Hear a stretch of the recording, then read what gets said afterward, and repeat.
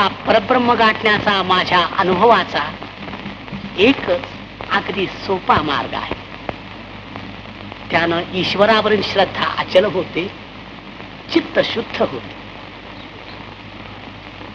स्वैर संचारी मनाला ईश्वरी प्रेमाखेरीज कशानंही वेसण घालता येत नाही.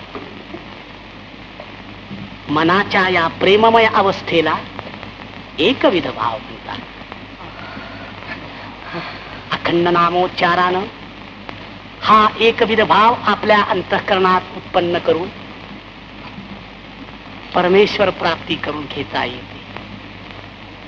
आणि मग मुखी नाम हाती मोक्ष ऐशी साक्ष बहुतांची. अवघे लाभ होती या चिंतने नाम संकीर्तने गोविंदा. पहिला